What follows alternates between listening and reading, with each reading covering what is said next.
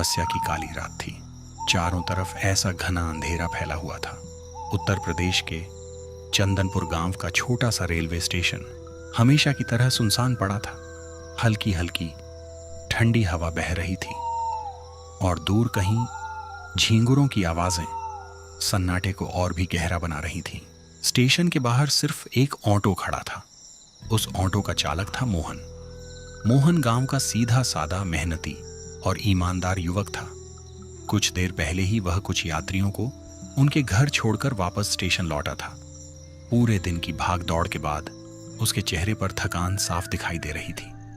उसके दिल में एक उम्मीद थी कि सिर्फ एक बार और। हाय राम, आज तो पूरा दिन ऑटो चलाते चलाते कमर ही टूट गई। सुबह से बस भाग दौड़ ही चल रही है। रात भी काफी हो गई है, ऊपर से आज अमावस्या है। गांव वाले तो ऐसी रात में जल्दी जल्दी घरों में घुस जाते हैं। अब कौन मिलेगा इस वक्त? स्टेशन भी बिल्कुल खाली हो चुका है। लगता है आज की कमाई बस इतनी ही थी। चलो कोई बात नहीं, जितना भगवान ने दिया उतना ही सही। अब घर जाकर आराम कर लेता हूँ, सुबह फिर जल्दी निकलना है। मोहन ऑटो स्टार्ट करने ही वाला था कि तभी दूर से ट्रेन की तेज सीटी सुनाई दी। सन्नाटे को चीरती हुई ट्रेन की आवाज धीरे धीरे पास आने लगी। मोहन ने तुरंत अपना सिर उठाकर रेलवे ट्रैक की तरफ देखा। कुछ ही सेकंड में उसके चेहरे पर उम्मीद की एक हल्की मुस्कान लौट आई। अरे, ये तो आज की आखिरी ट्रेन है। अगर किस्मत ने साथ दे दिया और इसमें से एक दो सवारी भी मिल गई तो आज की दिहाड़ी और अच्छी हो जाएगी। 2 मिनट और इंतजार कर लेते हैं। कभी कभी आखिरी सवारी ही पूरे दिन की कमी पूरी कर देती है। कुछ ही देर बाद ट्रेन प्लेटफॉर्म पर आकर धीरे धीरे रुक गई। दरवाजे खुलते ही यात्री बाहर निकलने लगे, लेकिन भीड़ खत्म होने के बाद स्टेशन के बाहर सिर्फ 2 युवक खड़े रह गए। उनके कंधों पर बड़े बड़े बैग थे।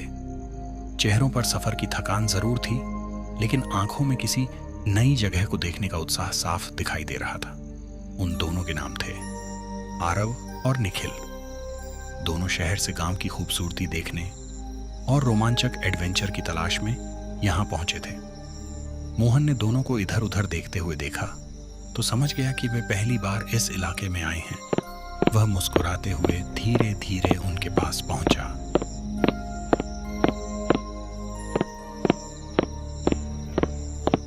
नमस्ते भाई साहब, लग रहा है आप लोग पहली बार हमारे गांव आए हैं।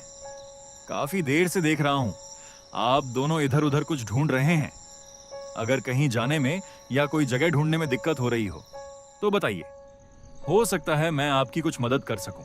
नमस्ते भैया जी, हम लोग शहर से आए हैं। दरअसल हमें गांव की जिंदगी बहुत पसंद है, इसलिए कुछ दिन यहाँ घूमने का प्लान बनाया है।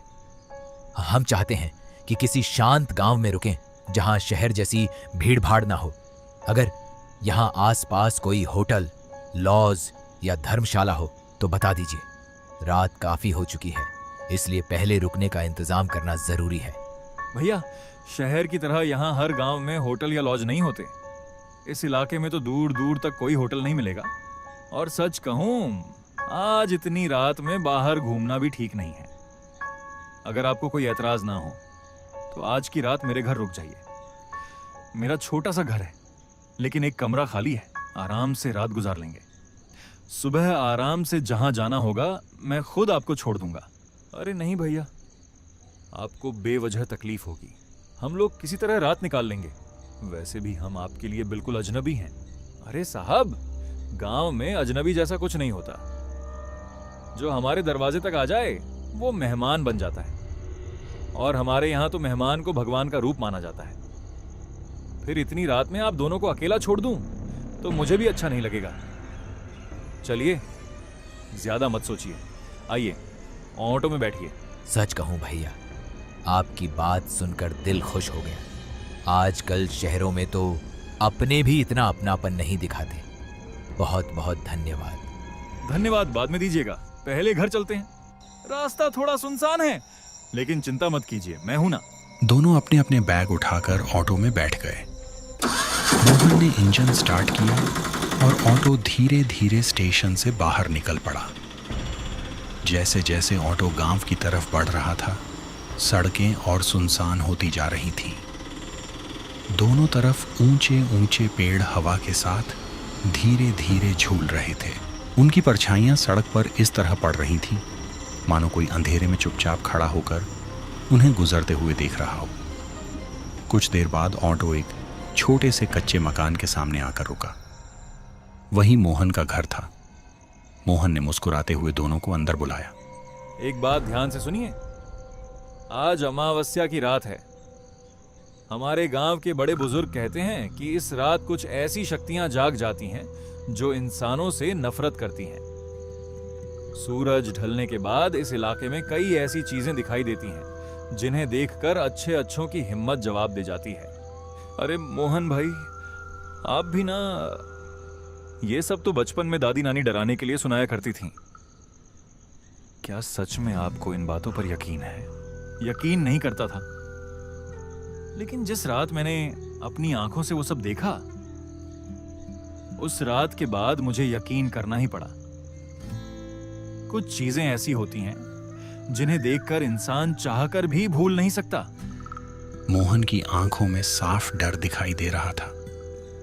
उसकी आवाज में ऐसा कंपन था मानो वह किसी पुराने खौफनाक हादसे को फिर से जी रहा हो। यह देखकर आरव और निखिल भी कुछ पल के लिए बिल्कुल चुप हो गए। फिर आरव ने उत्सुकता से मोहन की तरफ देखा और पूछा, मोहन भाई, आपने रास्ते में जिस पुराने महल का जिक्र किया था वो आखिर है कहाँ? जब से आपने उसके बारे में बताया है तब से मेरे मन में बस उसी के बारे में सवाल घूम रहे हैं। क्या सच में उस जगह के बारे में गांव वाले इतना डरते हैं, या फिर ये सिर्फ लोगों की बनाई हुई कहानियां हैं? काश ये सिर्फ कहानी होती। गांव से करीब 3 किलोमीटर दूर घने जंगल के बीच एक बहुत पुराना महल खड़ा है। इतना पुराना कि अब उसकी दीवारें भी टूटने लगी हैं। दिन में भी वहां अजीब सा सन्नाटा रहता है, और जैसे ही शाम ढलती है उस रास्ते से गुजरने की हिम्मत कोई नहीं करता। महल के ठीक सामने एक बहुत पुराना श्मशान है। कहते हैं कई पीढ़ियों से वहीं अंतिम संस्कार होते आए हैं। सालों पहले उस महल में एक बहुत बड़ा जमींदार अपनी इकलौती बेटी के साथ रहता था।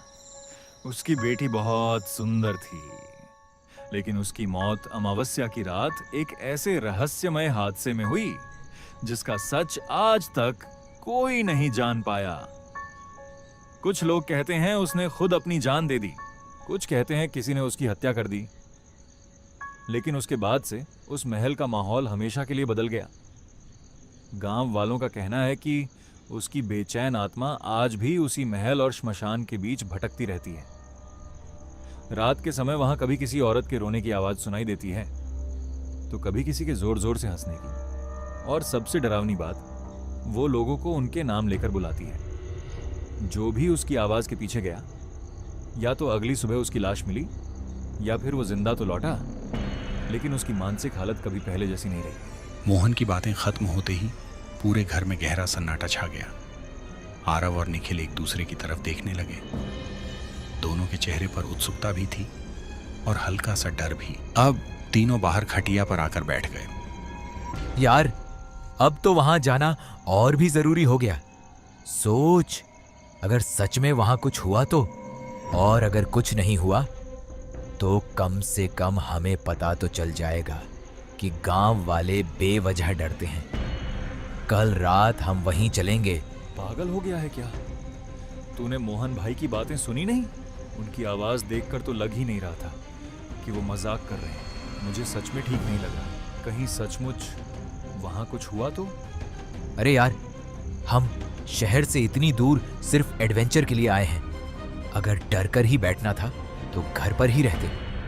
देख लेना, वहां कुछ नहीं होगा। बस पुराने महल का डर लोगों के दिमाग में बैठ गया है। ठीक है, अगर तुम दोनों ने जाने का फैसला कर ही लिया है तो मेरी एक बात हमेशा याद रखना। महल के सामने जो पुराना श्मशान है उसकी तरफ भूलकर भी मत जाना। अगर वहां से कोई आवाज आए, कोई तुम्हारा नाम लेकर बुलाए, कोई औरत रोती हुई सुनाई दे, कोई बच्चा मदद मांगे, या फिर किसी के हंसने की आवाज सुनाई दे, तो चाहे कुछ भी हो जाए, उस तरफ एक कदम भी मत बढ़ाना। और सबसे जरूरी बात, अगर तुम्हें लगे कि कोई तुम्हारे पीछे खड़ा है या किसी ने तुम्हारे कंधे पर हाथ रखा है, तो पीछे मुड़कर बिल्कुल मत देखना, क्योंकि कई बार जो चीज हमें दिखाई देती है वो इंसान नहीं होती। आप बिल्कुल चिंता मत कीजिए मोहन भाई, हम सिर्फ महल देखेंगे, आपकी हर बात का ध्यान रखेंगे। जी, मैं भी कोशिश करूंगा कि आपकी कोई बात ना भूलूं। उम्मीद है हम सही सलामत वापस लौट आएंगे। मोहन ने कोई जवाब नहीं दिया। उसने बस दोनों की तरफ देखा और उसके चेहरे पर वही डर साफ दिखाई दे रहा था जो शायद सिर्फ वही समझ सकता था जिसने उस जगह का असली खौफ अपनी आंखों से देखा हो। शाम पूरी तरह ढल चुकी थी। आसमान में अमावस्या की वजह से चांद का नामो निशान नहीं था। चारों तरफ ऐसा घना अंधेरा था कि टॉर्च की रोशनी के अलावा कुछ भी साफ दिखाई नहीं दे रहा था। मोहन ने अपना ऑटो एक सुनसान कच्चे रास्ते पर रोक दिया। उसने धीरे से इंजन बंद किया और कुछ पल बिना कुछ बोले सामने घने जंगल की तरफ देखता रहा। फिर उसने दोनों की तरफ मुड़कर कहा, बस यहीं से आगे तुम्हें पैदल जाना होगा। सीधे इस रास्ते पर चलते जाना। करीब 10 मिनट बाद पहले श्मशान आएगा और उसके ठीक सामने वो पुराना महल दिखाई देगा। याद रखना, जो बातें मैंने कही हैं उन्हें भूलना मत। अगर कुछ भी अजीब लगे तो तुरंत वहां से लौट आना। आप बिल्कुल चिंता मत कीजिए मोहन भाई, हम सुबह होने से पहले यहीं वापस आ जाएंगे। अगर कुछ गड़बड़ लगा तो हम तुरंत लौट आएंगे। मोहन ने दोनों को आखिरी बार देखा। उसके चेहरे पर अजीब सी बेचैनी साफ दिखाई दे रही थी। कुछ सेकंड बाद उसने ऑटो स्टार्ट किया और बिना पीछे देखे वहां से चला गया। धीरे धीरे ऑटो की आवाज भी जंगल के सन्नाटे में कहीं खो गई। अब वहां सिर्फ आरव, निखिल और चारों तरफ फैला डरावना सन्नाटा था। निखिल ने टॉर्च जलाई और आगे बढ़ने लगे। हवा अब पहले से कहीं ज्यादा ठंडी हो चुकी थी। पेड़ों की सूखी शाखाएं आपस में टकराकर अजीब अजीब आवाजें पैदा कर रही थीं। थोड़ी दूर चलने के बाद उन्हें एक विशाल लोहे का टूटा हुआ गेट दिखाई दिया। गेट पर जंग लगी हुई थी।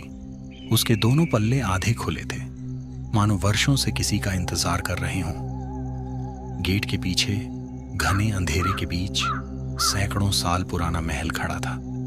टूटी हुई दीवारें, बड़ी बड़ी खिड़कियां और हवा के साथ चरमराता हुआ मुख्य दरवाजा, सब कुछ इतना डरावना था कि निखिल के कदम वहीं रुक गए। आरव, मुझे नहीं लगता हमें अंदर जाना चाहिए। यार, ये जगह बिल्कुल भी ठीक नहीं लग रही। डर मत, यही तो देखने आए हैं। चल, बस आज की रात यहाँ बितानी है। दोनों महल के अंदर दाखिल हो गए। अंदर हर तरफ धूल जमी हुई थी। टूटी हुई कुर्सियां, बिखरी हुई लकड़ियां और मकड़ी के जालों से भरे कमरे। ऊपर की मंजिल का एक कमरा बाकी कमरों से थोड़ा बेहतर था। उन्होंने वहीं अपना सामान रखा। रात धीरे धीरे और गहरी होती चली गई। घड़ी ने 12 बजने का संकेत दिया। तभी महल के बाहर से किसी औरत के रोने की धीमी आवाज आने लगी। कुछ ही सेकंड में वही रोना एक भयानक हंसी में बदल गया। उधर आरव अकेला टॉर्च लेकर महल के अंधेरे गलियारों में घूम रहा था।